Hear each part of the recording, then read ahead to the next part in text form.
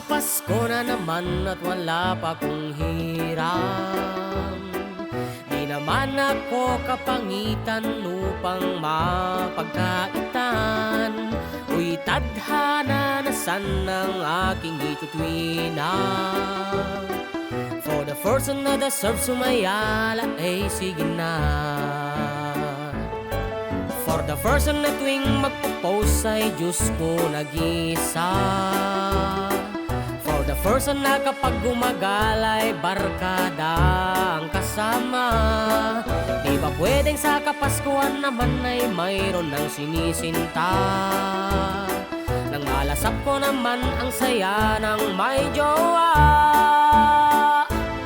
Magpapasko na naman, wala man lang maregaluhan o makasabay sa simbang gabi at makaharap sa Noche Buena with the family.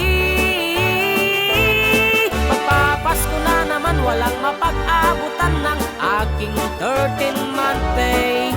O kay hirap ng nag-iisa, nakakalurky.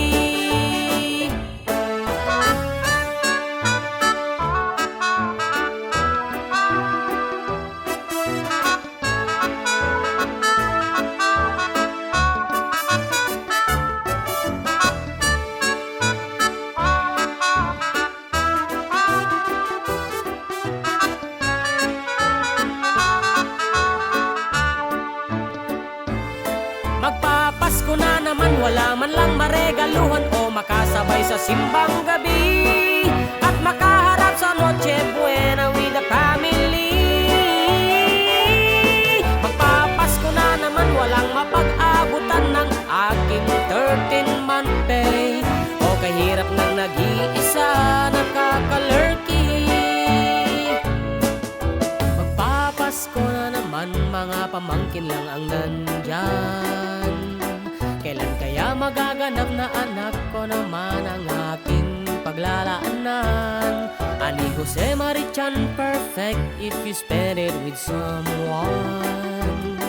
And for the first na ang Pasko ay kulang ay wait lang. Magpapasko na naman, wala man lang maregaluhan o makasabay sa simbang gabi at makaharap sa Noche Buena with the family. Magpapasko na naman, walang mapag-abutan ng aking 13-month pay. O kahirap ng nag-iisa, nakakalurky.